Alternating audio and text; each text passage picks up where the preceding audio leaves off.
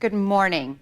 The presentations that we have heard this morning have built the foundation for this discussion on campus financial management. I have the honor of moderating this panel with no slides, no graphs, no charts. Yes, thank you. But I have the pleasure of moderating with this conversation because we have heard about the complex environment that community colleges operate. And governing boards must make decisions while considering these internal and external factors.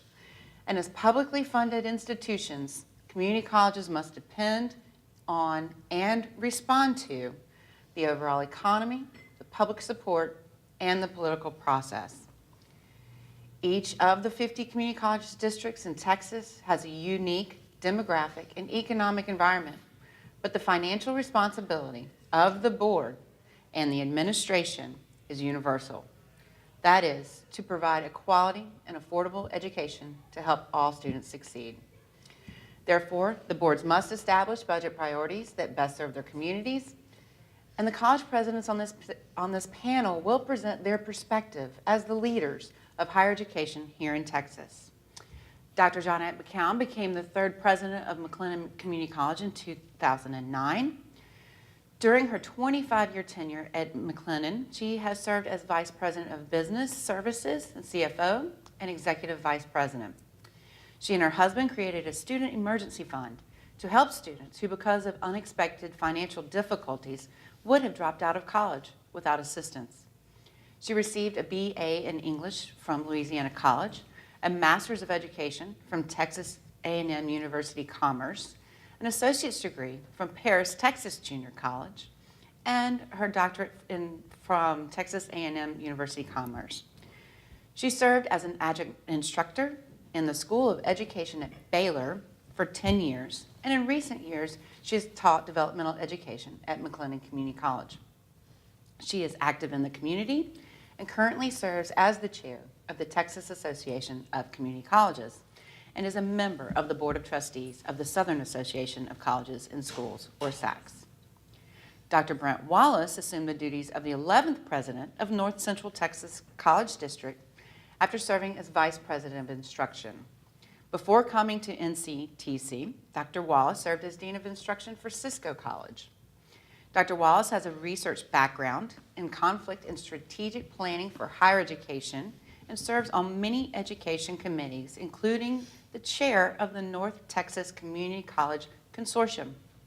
A native of West Texas, he holds a bachelor's in business administration from Hardin-Simmons University, a master's from Abilene Christian University, and a doctor of philosophy and higher education administration from Texas Tech University.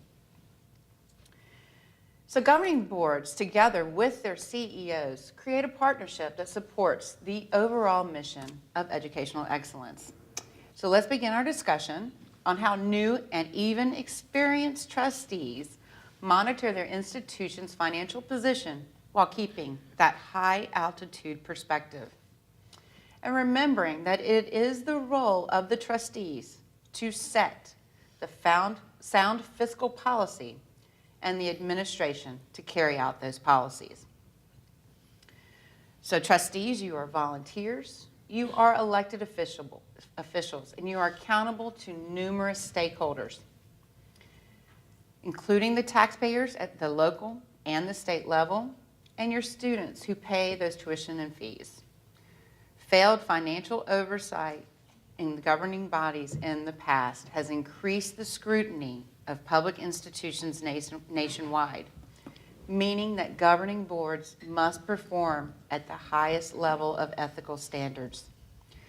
According to the Association of Governing Boards and Universities and Colleges, that the basic responsibility of the board ensures the institution's fiscal integrity. An effective board, as the ultimate monitor of expenditures, has the responsibility of ensuring that your resources align with the institutional priorities as delineated in your strategic plan. I'll begin with Dr. Johnette McCown. Can you describe the trustees' fiduciary responsibilities as they relate to the overall strategic plan of your institution and how the decisions of the board take a larger and longer perspective than the current budget year? I think our board is involved, and I'm sure all of you are, in strategic planning. So you kind of start at the top on the strategic plan, and then we develop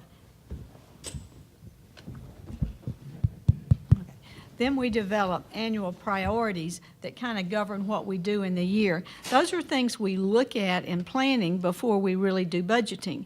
And that's a SAC COC requirement as well, that we have planning before budgeting.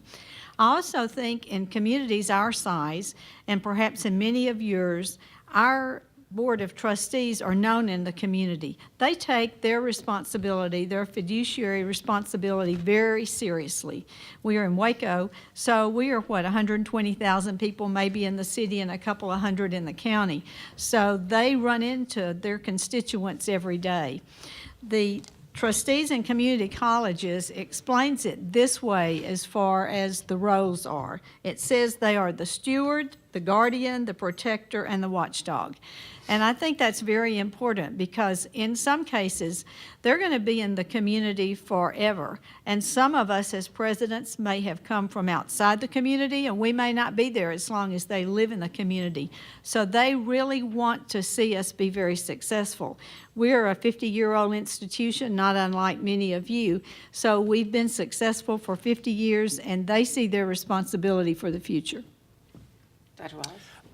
In your packet, actually, I think is a really good document, and that is the AGB, Association of Governing Boards and Universities, both, in colleges, fiduciary duties, and that's in there. And I draw your attention to that just briefly.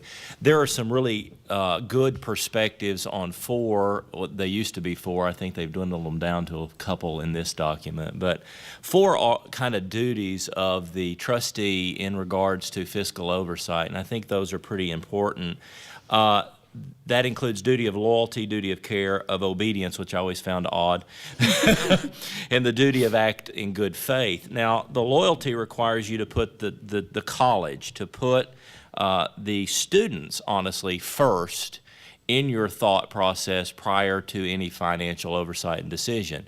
And so I think that's important, and that obviously keeps the temptation, as Mike Reeser mentioned earlier today, of personal interest sort of begins to be removed from those oversights.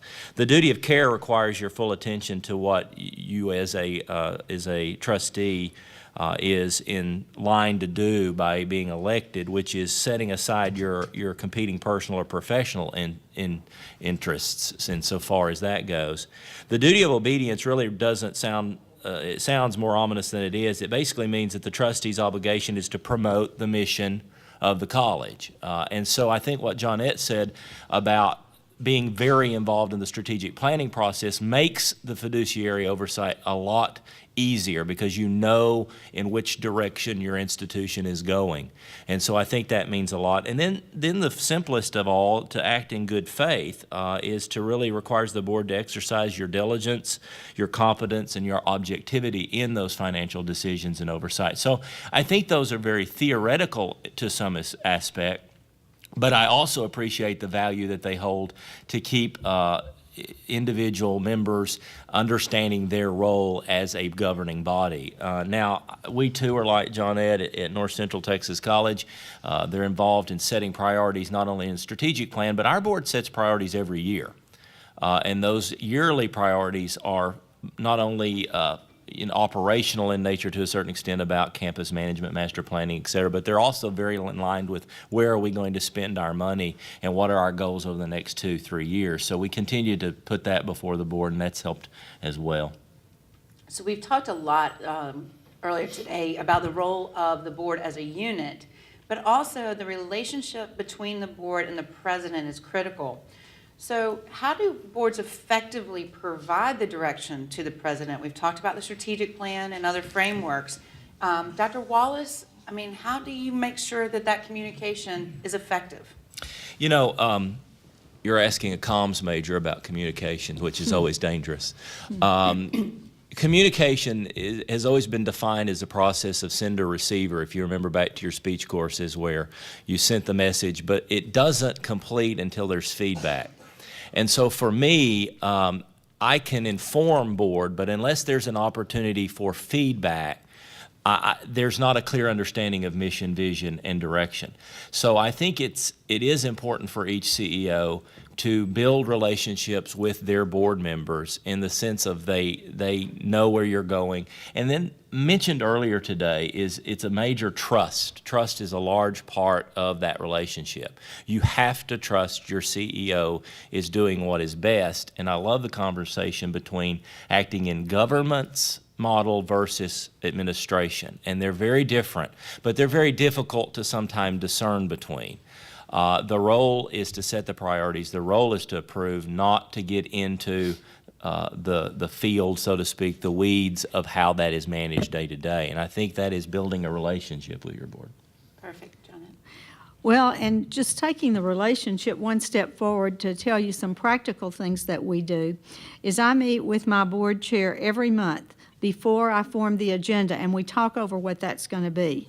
And we do that every month, and then every semester I try to meet individually with every board member.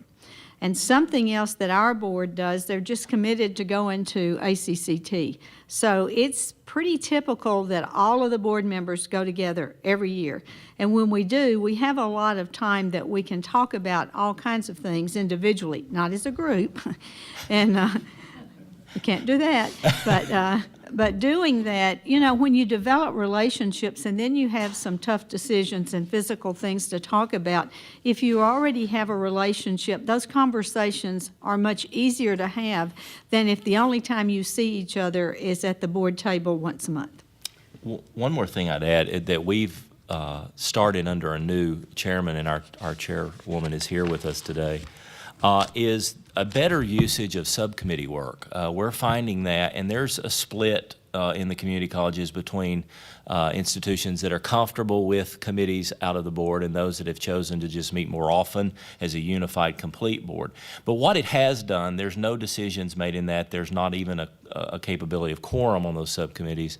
It is a matter of communicating about that, and we have a subcommittee on finance. And they meet monthly, and they review documents that the board chairman has requested on our regular board meetings for financial reports. They review those, and it's just another level of how we communicate that allows them to really be asked some questions there, that then if it comes up in open forum or with other board members, they're able to also participate in the conversation about financial management. So that has been a benefit we've seen to us. That's important in getting the work done effectively, and also making sure of accountability. So we've talked about committees and other ways that we communicate, and making sure that the allocations do align with the mission and the goals. So as an individual trustee, if a new trustee or experienced trustee is sitting in the room and is overwhelmed by all the graphs and charts and numbers this morning, what is it that you would tell them is their responsibility in analyzing the budget and the financial recommendations to ensure they're making the correct decisions for their institution? John? Well, I think we as presidents have a responsibility to explain our finances in a way that's understandable. Because I know that I have 7 members of my board and they have various levels of understanding. We're kind of fortunate on my board is we have 2 of our board members who are CPAs. And that helps give all of the other members confidence because it's not just what they're hearing from me or from the CFO. But I think we need to understand and not expect all of our board to be up in understanding what's a restricted fund and what's an unrestricted fund. So I think it's up to us to help make that understandable and also to make sure that they understand the long-term consequences of decisions. It's pretty easy to say, well, we'll give dual credit free for everybody. So what does that mean? What's that going to mean to your budget? This year we reduced our dual credit 40%. Part of it is just to be competitive and also to help our students be able to take more courses. We give it free to those who are on free and reduced lunch. But we did that because we had a request for our superintendents. Well, I knew right away I had to budget $325,000 as a reduction to what we were going to get. That was a conservative number. I think it'll be better than that. But I wanted the board to know when they made that decision that it had a long-term consequence. I think it's important for the board to really review some things about, don't be afraid to ask if you see something that you don't understand. I think that's important, and that's part of the relationship. If there's a different amount of money than is traditional in the monthly reports you receive, and there's a discrepancy that you just wonder, should we go ahead and seek that information? Normally, like Johnette said, we try to provide that as CEOs in the narrative associated with the report, but sometimes we overlook those. Maybe there's an increased free and reduced. We're the same way. We give tuition, a waive tuition for free and reduced lunch for dual credit, which is $500,000 out of the budget. Well, if that happens to be more than we budgeted, you may see increases there. And then I think it's important to understand that you have delegated a lot of the authority of that to your CEO, and that you want to not necessarily evaluate line by line budgetary concerns, but looking at the overall goals of that each year. And then I tend to be a little biased. I think that constantly in the mind of the board has to be the conversation of, are we making financial decisions that are promoting student success, not necessarily building administrative level or building infrastructure unless it has a direct correlation back to doing what's best for students. That is a great question that we try to ask at our college on every financial decision. What's this doing for the students? And normally there is a very good answer to that and a direct correlation. But that's something I think the board also has the ability to really be involved in asking that question. Well, thank you for pinpointing that. Yes, the line-by-line item means, as Dr. Reeser said this morning, is that your CEO is not doing their individual CEO role, and your institutions are so complex that we want to make sure that your talent is focused on the important things. So we've talked about student success, and that has just been a new term over the last 10 years in higher education. But every single trustee mentions the importance of seeing our students complete, what that means to them, how that impacts them personally. And I think that's one of the biggest incentives for volunteering your time, is seeing the completion and how you impact people's lives in a positive way. So with student success and performance-based funding here in Texas, and this is also a trend nationwide, we heard about that this morning from Dr. Hellier. So how do you inform your trustees on the new initiatives and the progress and how your students are moving towards meeting their goals? And how does this impact your budget and your planning? We know that student success initiatives require additional resources for things such as advising or other pilot programs. How do you weigh these decisions when making your financial decisions? Dr. McCown? Well, I think ours has come really as a big push from our board just to begin with, which makes it much easier. What we have to do is reallocate resources for the student success initiatives. So at our institution, we look at every position that's open, and if we have an opportunity not to fill it, then we'll put that money over in the success initiatives. Or if we have a longtime faculty member who retires, then the cost of the new one is going to be less if we fill it. So I think just realizing that our students are why we're there, we just allocate resources in that way. I think it's important for, and I think this has been a transition over the last 10, 15 years too. We believed philosophically that by adding more and more faculty, that you were doing the job of the community college by adding more instruction.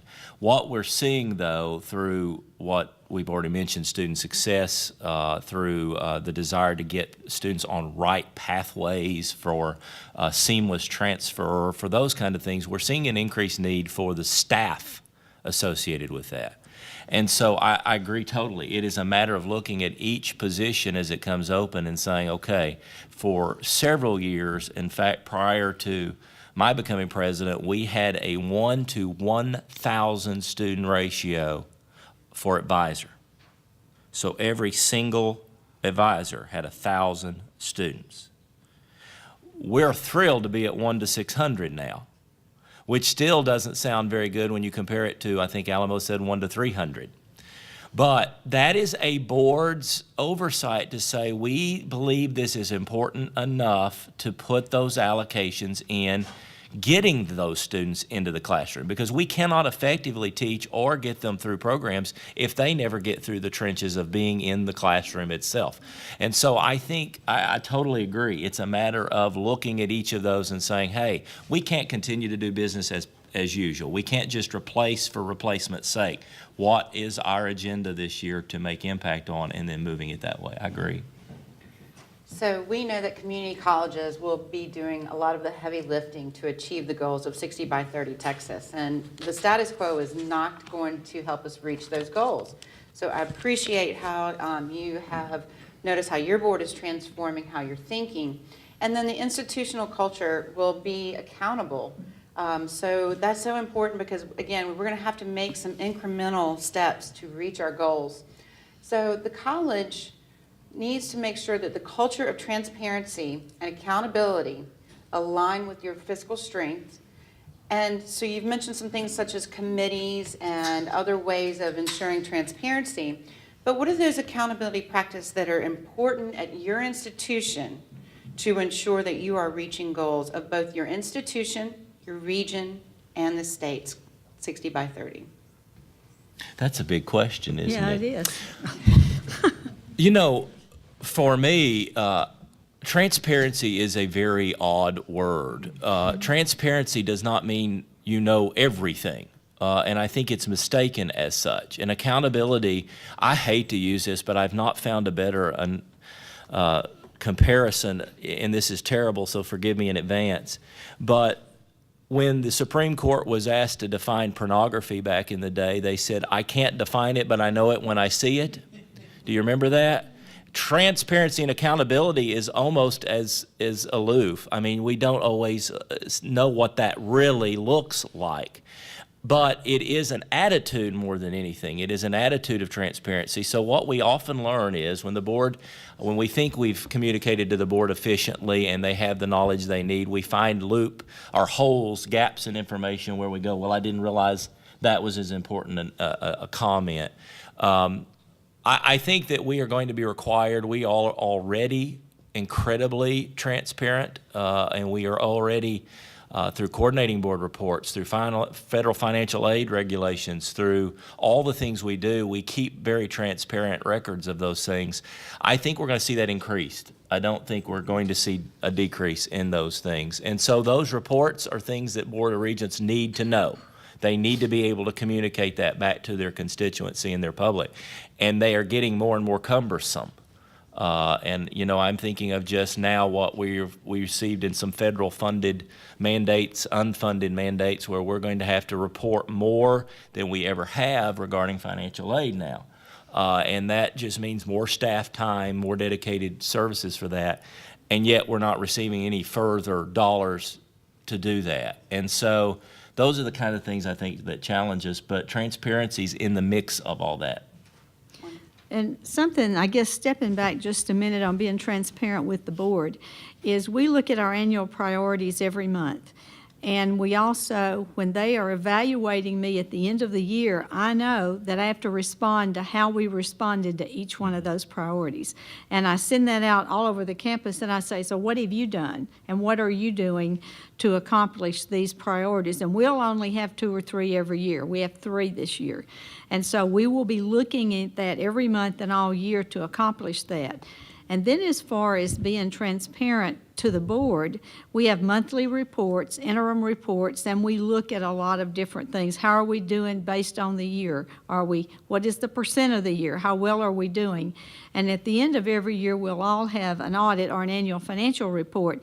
And that is kind of the document that goes everywhere. The other is an internal document, but your bond people want to know that.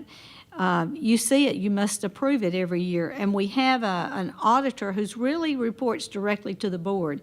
So that's kind of an external source too, to kind of look and see at what we're doing. One other thing I think that adds an accountability that is a struggle if you're a smaller based, rural based community college. We often find it difficult to find auditors, to find new eyes for our information. I think that's imperative every once in a while to go back out with new sets of eyes. As a board, require that of your CEO to say, we want to do a different audit firm this year than we've done in the past. I think that really strengthens your accountability, because when you have different sets of eyes looking and still giving you clean audit, I think that's very important to communicate back to your communities as well. So, Dr. McCown, you mentioned issues such as bonds. Let's talk a little bit about those long-term financial issues that are facing your institution and these projects. They're very cumbersome, and we really appreciate looking long-term, but how do you break that down and help your trustees understand their role in these long-term investments? Well, I think it's very important, particularly if you look at bonds. You're not just passing a bond for today. And one of the things, the first thing we did is our board said we want to look at long-term sustainability.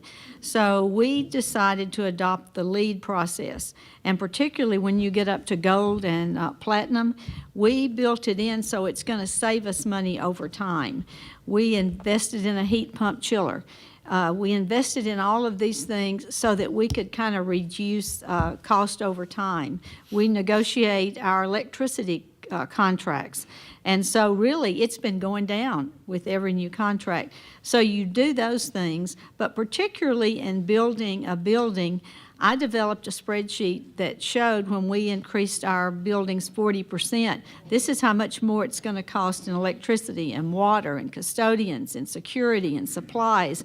And we knew going into it that we didn't expect to have a lot of more students that were going to pay for that. So we had to raise our tax rate the year after the buildings came online, because I said we have to be prepared to take care of those in a positive way. So we try to talk about that when you hire new faculty. The costliest thing we do are employees, because of the cost of benefits, which continue to go up all the time. If you start a new program, there are going to be additional costs as long as the board understands. And I mentioned the dual credit. If you make a really neat decision about, well, you're going to give it free to everybody now, well, there's some cost involved in that. So all of those kind of things that the board decides, we just need to make sure we know about the long-term cost. This is more of a institution-specific challenge, but I think it's a challenge that in some way or another everyone has. NCTC has a small rural tax base. We only tax Cook County, which means of our $58 million budget, we're bringing in about $2 million in tax. Then we have the parent and very close relationship with other community colleges, in that we're very close to Dallas, Collin, Tarrant, good friends and colleagues. However, I can't do much, and our board can't do much with tuition and fee without, quote, pricing yourself out of that market. And then, as you've already seen evident today, is the continued reduction in state appropriations. Those are our only three areas in which we can make impact. So the challenge for boards are, how do you plan long range when you have a limited source of revenue? Especially for those in a rural setting that are serving large population campuses. So in other words, those like us that have 8,000 students in Denton County and a main campus of 2,000 in a small tax base. So I think we've got to make strategic decisions in lines with continued drop in state funding, making ourselves still price sensitive, and then do we continue to build infrastructure if there is no sustainable method for M&O outside your tax base? That is a challenge. One of the challenges we have is we have some communities that are great givers. They're building buildings for us. But the question we have to ask ethically is, can we sustain programs in those communities to justify their investment in us? That's hard, because that's the reverse. That's where money's available, and you have to ask the question, does it make sense for us? Are we ethically taking those facilities when we may not be able to make the program that small community believes they can make? And they're usually CTE, very expensive programs. So I think for each institution, you have to specifically look at those things. Where can we make that difference? And if it is revenue bonds for facilities and that works for you, great, but don't don't price yourself out of the market, so to speak, to where your tuition and fee has to increase, and if you have any drop in enrollment. Projection is very difficult work. And I admire the larger districts that are able to really get a sense of their population and expansion and measure that. Some of us in other rural areas, it's very difficult for us to know where the economy is going to drive our population, and that becomes a challenge for us. I think you noticed too with Betty and Brenda's charts Yeah. about the big differences we have in tax receipts and what other options that those where they're growing, they have a lot more options than some others do. So I appreciate you bringing up the competition and the other issues that we face, and I think some of our smaller institutions, like the two of yours, are being more innovative. You don't have the resources that those larger colleges may have at hand. So Dr. Wallace, tell us about some of the work that you're doing to be innovative and collaborate with partner institutions in your area.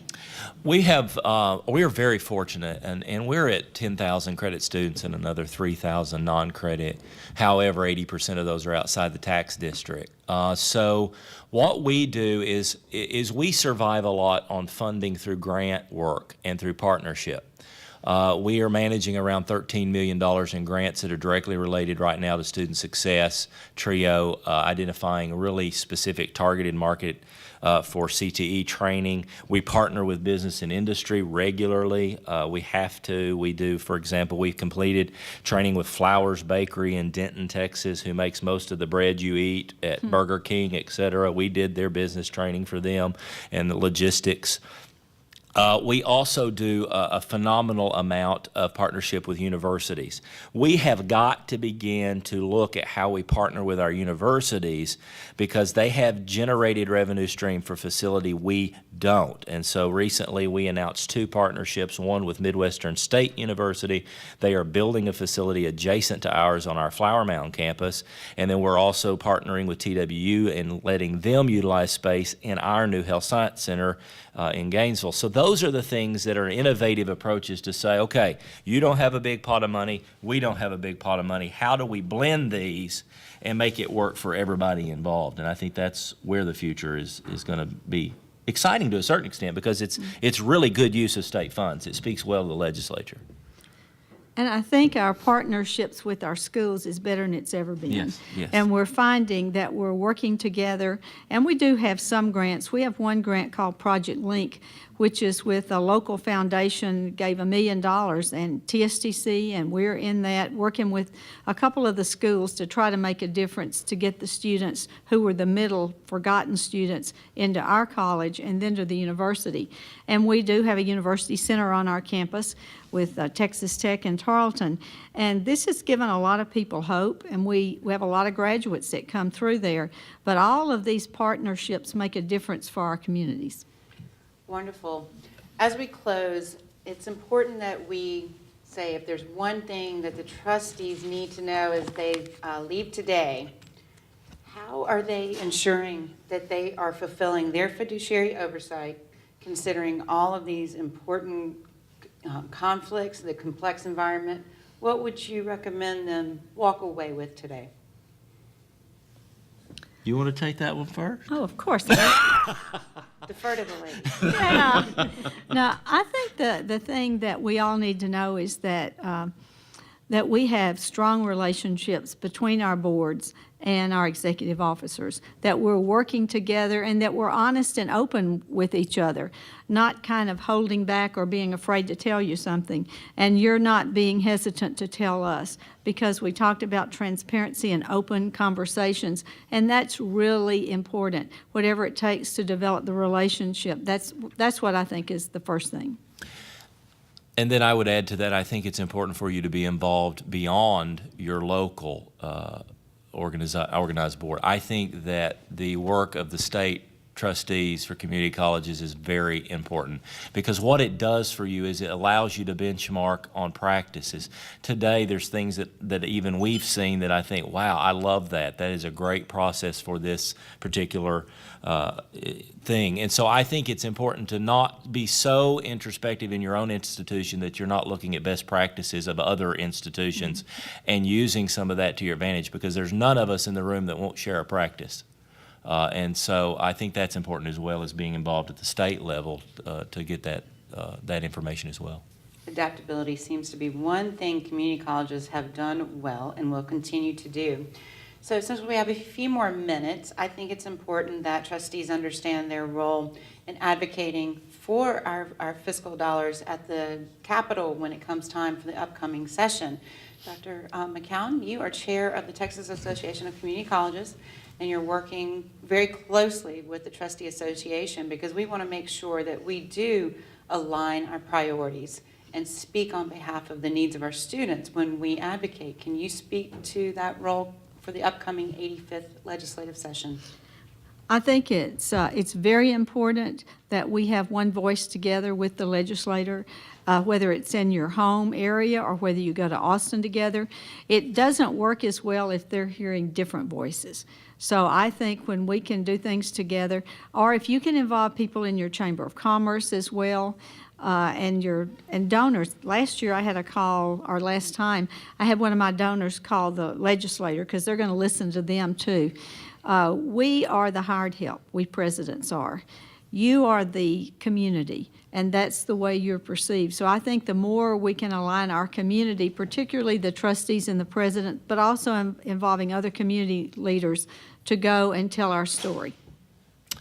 One of the things Undetailed that we're doing is I am on the board for Denton County in setting their legislative priorities. So in other words, they have community municipal desires out of the state. And so by having them, I sit on that with TWU's chancellor and the president of the University of North Texas. All three of us being engaged not only in what we need, telling our story to that group, but also being engaged in what your community needs are, help create a bond between all of those to where you go as a united front and they see you in different venue. They're like, okay, wait a minute. We saw you on higher ed. Why are you back with Denton County Chamber? Or why are you back with Gainesville Chamber? Those things help as well. And so I think by getting involved, knowing our story and telling it and sharing it in the united voice really helps the cause too. They want to hear from you. They want to hear from, as Johnette said, community. They want to hear from students. I think that if you have the capability of taking students with you, that is hard to not want to listen to their story of success. So I think that's important too. And I think most of us agree that community colleges are our mission because we do serve the community. And we have a few minutes for any questions that anyone may have. And if I were a trustee, I would say that these are two really great presidents. Johnette is a former CFO, or still on your day-to-day, but help me with thanking these two leaders.